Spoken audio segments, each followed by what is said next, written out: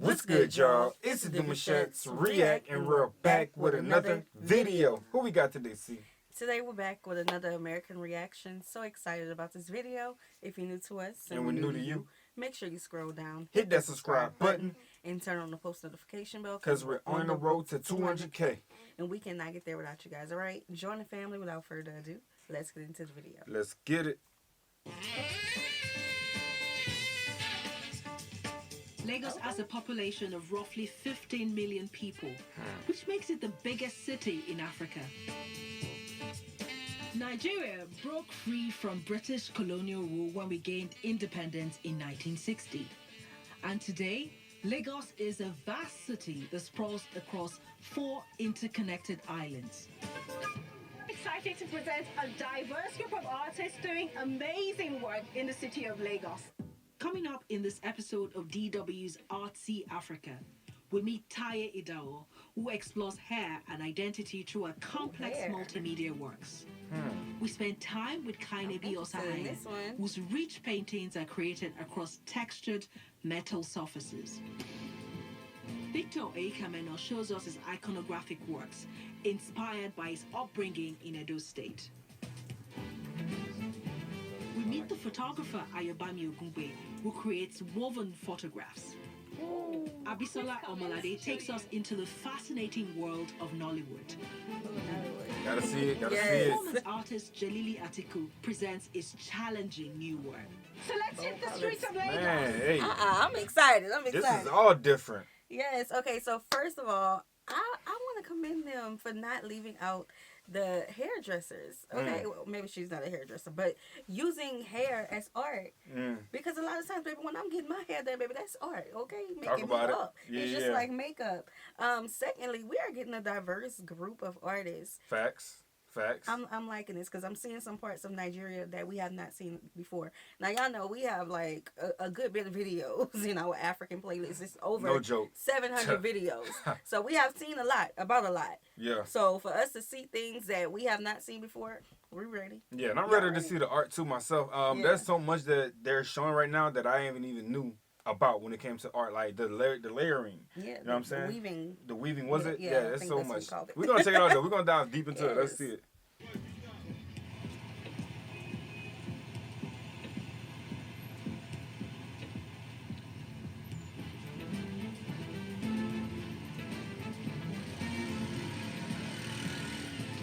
Our first stop is the working class area of Lekki Peninsula.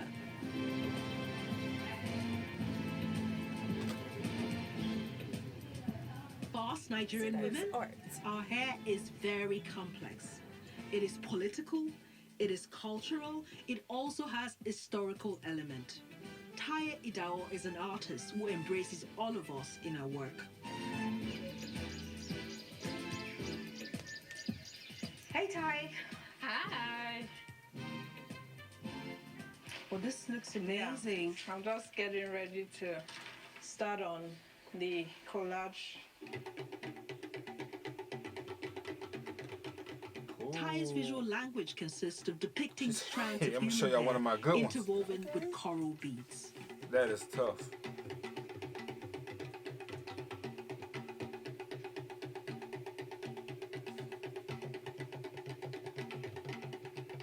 Why did you decide to approach your work, from this perspective? It was really because of my own hair. This was my first solo exhibition, Evolution. It was about kind of seeking out my paternal grandmother, but using hair as a starting point because she's unknown to my family, and then I'm left with this coily long hair that is unique to me. Taye's hair is different from many other Nigerian women. As a child, Taye was often told that she must have inherited her hair from her grandmother. Although Taye has pictures of other family members, she knows nothing about her father's mother. Hold on, before she get into that, it was good to see that she was her own inspiration. Yes. Oftentimes, people have this huge idea, And then in order for them to execute it, they need to see an example. You Hmm. are the Speak on it. example, right? Speak on it. And that's what she did. I love that. She looked back into herself, her history, and everything that came with it. She said, I'm going to execute it this way. Yes, Her own inspiration. I absolutely love when they incorporate our hair into paintings and what else do you call it? All of these canvases, right? I just absolutely love that. I would love to see it put up in the hair shops and the salons, and man, it's just so beautiful. Yeah. So creative. And it was about kind Oh, of the seeking pictures. out The my people. paternal grandmother. You know, who was she? Where was she from? And obviously, because of my hair, it was clear that she wasn't from the African continent, you know. So my hair became the starting point for that journey of, you know, finding this woman. So it was kind of remnant That's what's up. that's left of this woman that's unknown to our family. Taya grew up in Benin City, in Edo State, and she was influenced by a local culture. The late Queen Mother was revered, and so was her son, the Oba, who is the king. Taya draws upon the traditional coral beads of Benin culture and combines this with human hair to create these intricate artworks. The beads are still very relevant to today. So the images that I use, for example, are of Benin brides because they kind of copy, you know, this adornment that's worn by the king. Let me show you the process of how I do the layerings for the collage. I'll show you my collage drawer where all my collage stuff are. So this is some beads that I cut out. Then you see the hair. Yeah, she cut 'em so out. these are some of the images. I'm gonna cut them out. Do you want to cut something? I would love to do that. I want to try my hands in this. I think women have always been in that light where we're constantly doing stuff in the back, which is why for me it's very important to like tell women's stories because there is a lot that women are doing and they make a lot of contribution to society, and usually the image that we get of women are always in this sense of models or beauty, but you know, nobody's really talking about the important stuff. We don't necessarily have to like be in the forefront, but I think it's important that people at least are aware of what we're doing behind, you get? Absolutely. Yeah. So this is, in a way, an acknowledgement of women's role and also importance as Yeah, well. and power. And power. Yeah. My time with Taya has me reflecting on how her works might be feminine and layered, but they carry their own quiet power of women's stories in what is often a male-dominated society. Bye. That was very unique, and it was a little, I don't know. We don't hear often that a Nigerian wouldn't know their entire family tree. Right. So that's, I don't know, because I started thinking about, you know, the people who went back to the continent, the motherland, after they Right. were in the Americas, right? So I wonder if that's a part of her story. Yeah, but what I also enjoy about this is that she gets to use that same story in the form of art, Right. and then take it and then use that as a timeline to her best of her understanding. You know what I'm saying? Yes. And that's what art is. It has its own story. Right, and tell other women's stories. Mm-hmm. Yeah. The Inspired connection. by her own. Yep. Love it. From Taya's place, we travel east across the famous Lekki Bridge, and we head for the oldest suburb of Ikoyi. This is where we find the Angels and Muse Thought Laboratory. It is an art incubator space, and it was founded by the artist Victor A. Kameno. Like Taya Idaho, Victor is also using beads to create his artworks. Oh, this make me think of something already. I wonder if we're thinking about the same thing. Excuse me. He is reinterpreting and disrupting symbols from his childhood. Okay.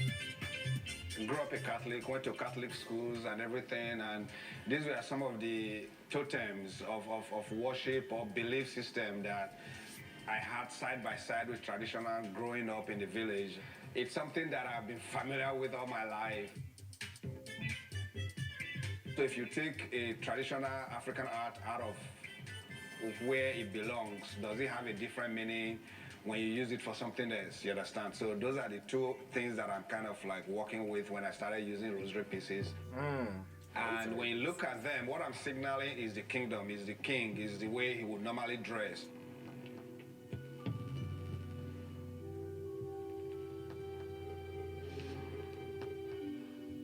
So one thing that you're going to realize in a lot of my work is that the presence of iconography, because it's what ties all the works together. That is the common thread that you're going to see in all the works. Huge. You can see it here in this one here, then, you know, see it in the hair, even in the lines. Because growing up, these were things that were on the walls of the village. Then over the years, created my own visual language with that. Victor has drawn on the rich legacy of traditional Nigerian iconography to create his own contemporary interpretations of these patterns. Good. That's real good. Oh, so I want to say it's people like that are very unique. It makes me wonder, how do they keep coming up with so many ideas for so many different moments when, like this one, you know what I'm saying? Like, it's just so many different ways that he creates, and they are just unique in his own way. Okay, so when I saw the beading, his beadwork, it made me think of our beadwork in New Orleans. So we have what is called Mardi Gras Indians, and no, they are not black people trying to be Indians. Now, some of them do have Native American ancestry, but just to give you the gist of Mardi Gras Indians, it's a remembrance of our Maroons. Right, right. So y'all don't hear us talk about Maroons in the United States a lot, but that's what it is. It's when our enslaved ancestors ran away to the bayous and swamps of New Orleans, the New Orleans area, and some of the Baton Rouge area. They were met. They met the Native Americans who took them in and who helped hide them from, you know, the slave catchers. And it was a band of about okay. See, now I was going into the deep history. Well, isn't there like a section, like a center where they have like a little monument written in history? They have a lot of monuments, but that's where they used to go do like their little ring shots and dance in the Congo Square. Right, Congo Square. There you go, yeah. Yeah, so it's a homage to that history. So Mardi Gras Indians. But anyway, so they do these beadworks, and all of them do different types of beadworks. It's very secretive. It's very sacred. They work on it for a whole year, right? And then they come out for Mardi Gras Day, and it's huge. It's a big part of my culture that I grew up in.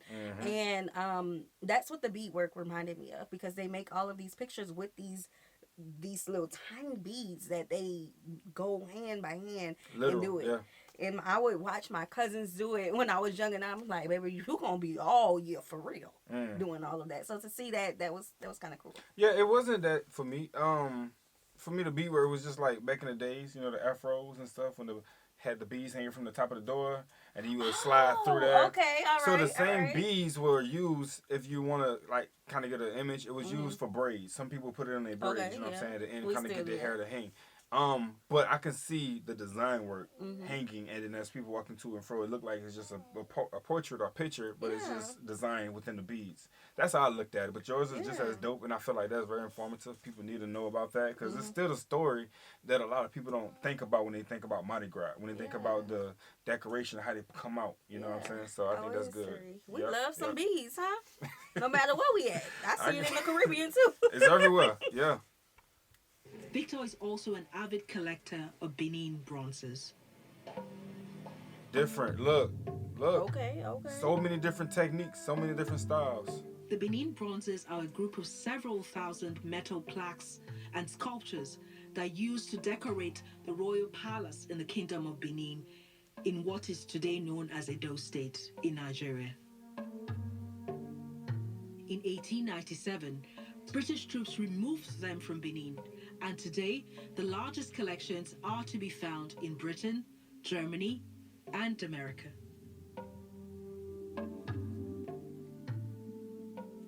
The restituted Benin bronzes were returned to the Oba, it's all behind the glass. King of Benin, by decree in 2023.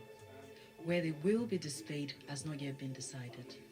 And I think that we as humans and the Benin Kingdom as a living tradition, a living culture, will continue to reinvent itself at every given time in history. One of Africa's biggest cultural projects is a Museum of West African Art, MOA, currently under construction in Benin City.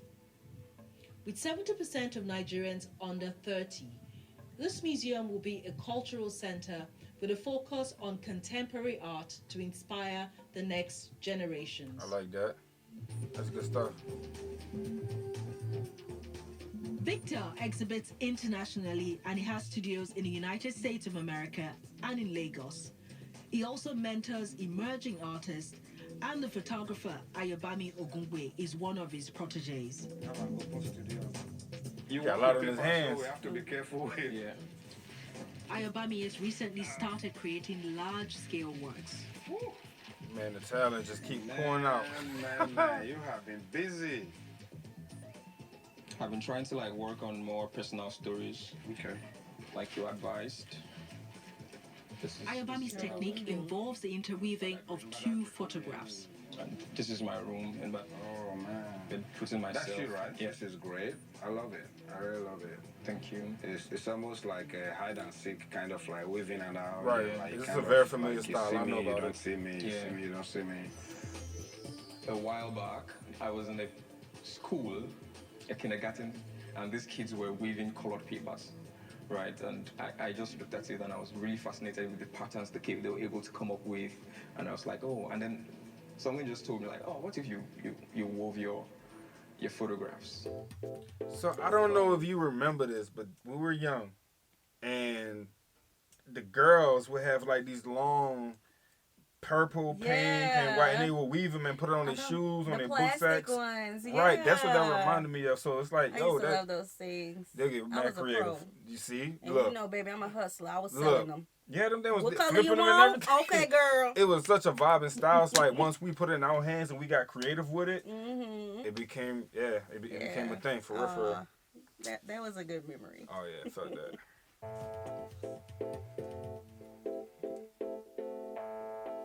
People choose fabric as the go-to material to identify with each other. If you're very familiar with designer clothes, this is Versace.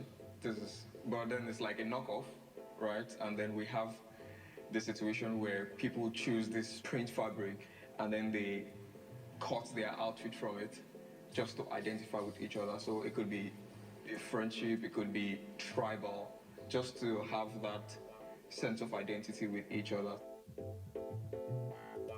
More recently, I've been cool. Pour myself more into my work, and so I went back home to my parents' house, where I was raised. This is my dad and my mom.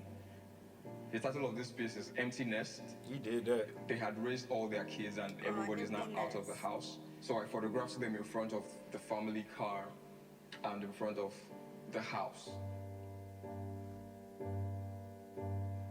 In this piece, you could see them, they're keeping their hands to themselves, but they're still standing beside each other. So, at the essence of their relationship, that is really who they are. When there is an avenue for them to come together and have a conversation and be friends, they also do not turn it down. So, that is what this piece is all about. That's good, that's good. Nice storyline.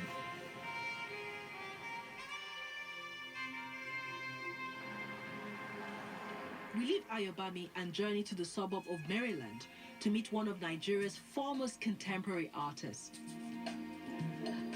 Kaine Biosai is an artist that I've worked with in the past, and I find his work rather intriguing. Hi, Kaine B. Hello, Jumoke. How are Good you? to see you. I know you've been very busy. Oh, wow. I see a lot of figures, what does the human body mean to you? Well, in my work, I have synchronized figuration and abstraction together. So the body, for me, is where all the human force lives. So that you can, with the body, tell the human story. As a graphic artist and painter, Kainebi's art focuses on human subjects and their experiences of oppression. An example of this will be the events that took place in the town of Odi in the Delta region. Odi is rich with oil, but it is also poor and polluted.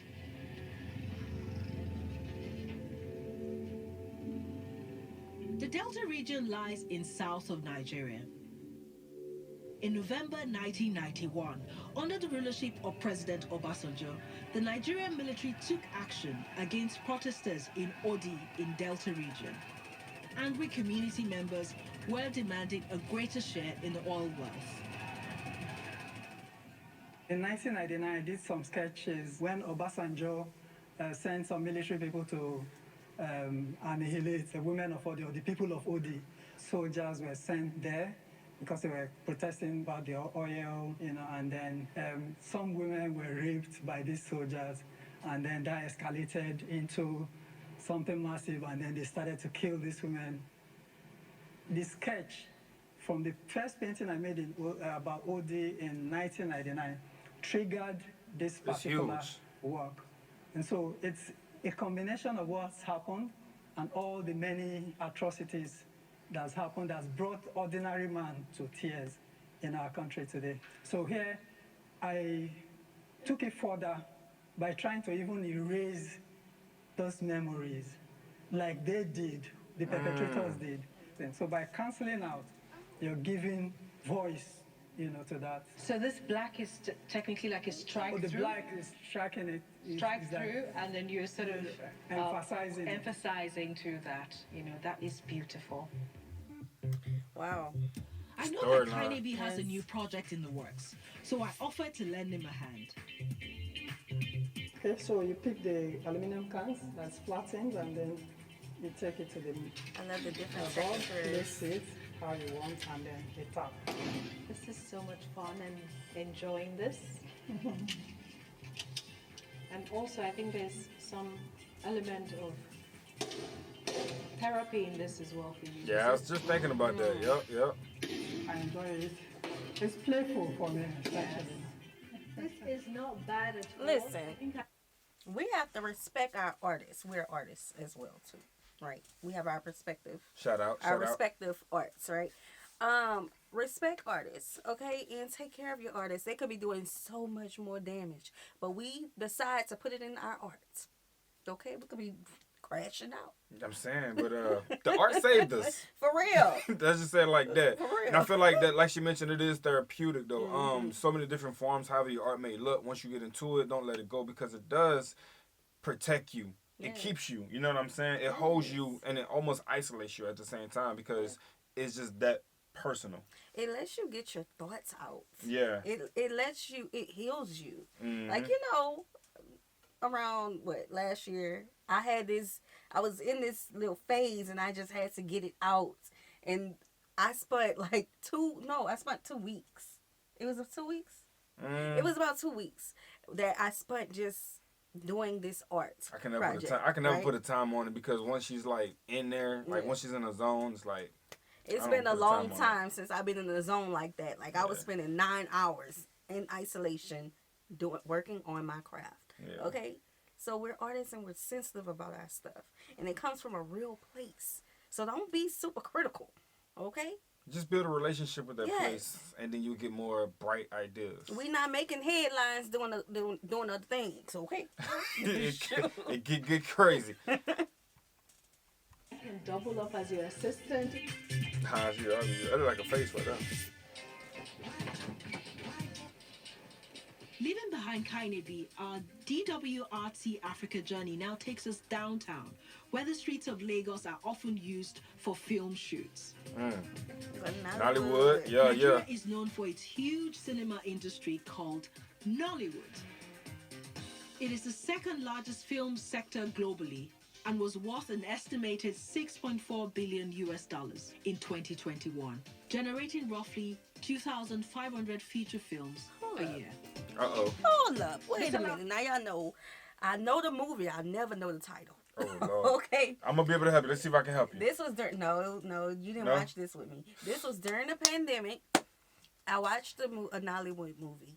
And it was about, I think, a reporter. I think she was a reporter, but she went undercover to into prostitution, I think.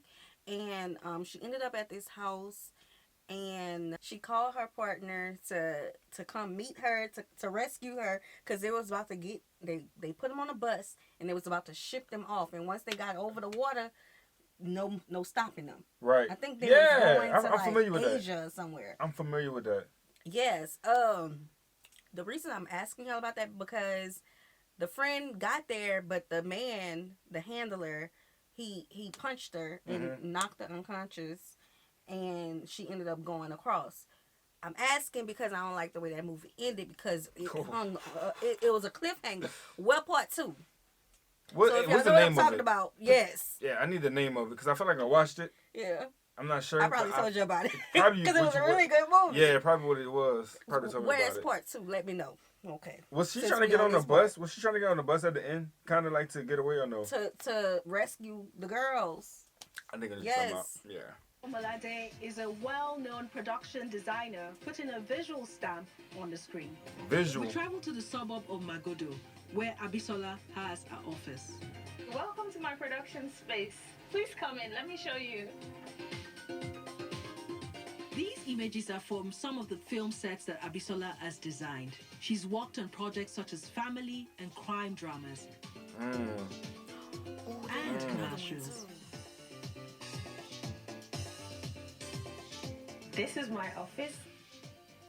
I work in Nollywood. You know, people are loving things like supernatural, horror, people going on personal journeys, and love. Behind me are some of my works that I've done. I've art directed on this project, and I've done production designs on them. I'm working on a new project. It's called Aura. We have to recreate one of the busiest markets in Lagos. Oh, wow. These things are very Nigerian.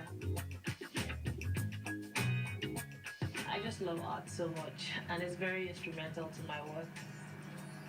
I work with lots of artists. I could do like collaborations with them, and then we sit down together and say, okay, we're trying to create something different, something that is symbolic to the story. The quality of art also tells the social class of the people in the stories. So when my friends see any film or any ad, they can easily tell that I was the one who did the art direction. I'm very intentional about the way that I use art. I'm also big on quality and not quantity. Abisola researches for new ideas at Lekki Phase 1, home to the Nike Art Gallery.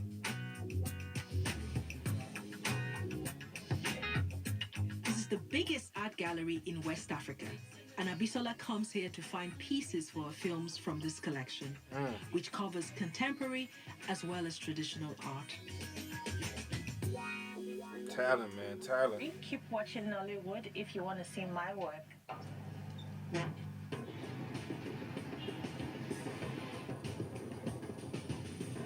Moving northwards on DW's Artsy Africa journey, we're going to a huge event that gathers artists and collectors from across West Africa and beyond.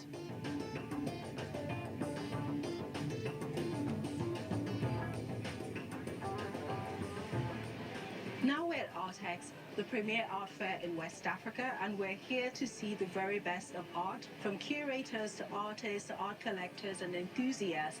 This is the place to be in Lagos during the art season. So come with me and let me show you the very best. The very best. Let's check it out. Since its first edition in 2015, Artex has attracted growing attendance, with the local appetite for art increasing each year. See the different people groups, ethnic groups. See them little writings on the wall right there? Inside them pictures? Despite economic challenges and global downturns, the art market has remained resilient in Lagos.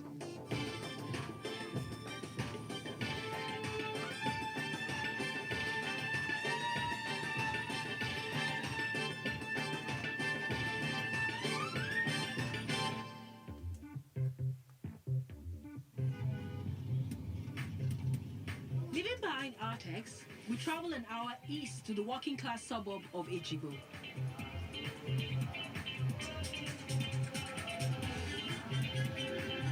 And now I'm about to present the artist Jelili Atiku. Professor Jelili Atiku is an internationally celebrated multimedia artist who uses his performance to give a voice to his concerns about human rights and social justice in Nigeria. Okay. Visual art for real. Wow. Make you stop. When I meet Jelili, he's busy preparing props for his performances. Oh, how you doing? I'm very well. Yo, his mission is different. So tell me about this piece. You know, this is one of the objects for the performance, which I titled "Don't Eat Garlic Near the Queen," and it actually to create kind of a symbolic object that actually explains the actions and the effects of colonialism, and I'm trying to bring out the consequences of it in the bone, you know, using the bone and some of the destruction which they have done into. And when you see bone, the life has already gone out of that, and that's exactly what the British have done to us as a people. Wow. Colonial Nigeria was ruled by the British Empire from the mid-19th century until 1960. In 2022, Queen Elizabeth II was buried, and this event inspired Jelili to create a performance piece that is a critique on the complex relationship that Nigeria still has with the United Kingdom, called "Do Not Eat Garlic Near the Queen."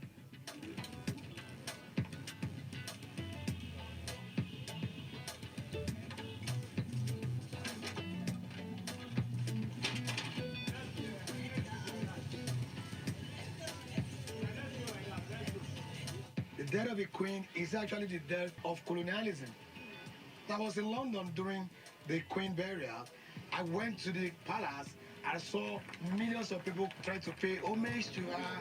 Then I was asking myself a question about that. Does she actually represent humanity, the ideal of humanity? Jelili's other impactful performance is "The Museum is a Colonial Master," and in it, it transforms himself into a trickster figure who reenacts a ritual in which he smashes a glass museum display cabinet to liberate a traditional figurine. And bring it back home, okay? So why did you choose performance as a medium? I adopted performance as a medium because it's more of organical, and it's also to penetrate into the psychic of my audience. It's like that connection, and you'll be able to begin to feel the context of what's I'm passing to you. So it's about connectedness, it's about oneness. Yeah. It's also about the embodied memories that the body carries as well. All right, see you soon. Thank you so much. Bye-bye. As we depart from Jelili and head to the waterfront, I'm reflecting on how the artists we have seen are all reinterpreting Nigerian culture with post-colonial confidence and pride. And this brings us to the end of DW's Artsy Africa. All right, y'all, we're going to stop right there. Make sure you guys check our channel out. Look, Nigeria is a mighty hand because of the amount of people that's there. So many people. But when you start to pull the talent and start to see what they all have to truly offer, oh, man, it don't end. That's why you don't it believe never ends. one story. The work is amazing. The work is amazing. Yes. I love it.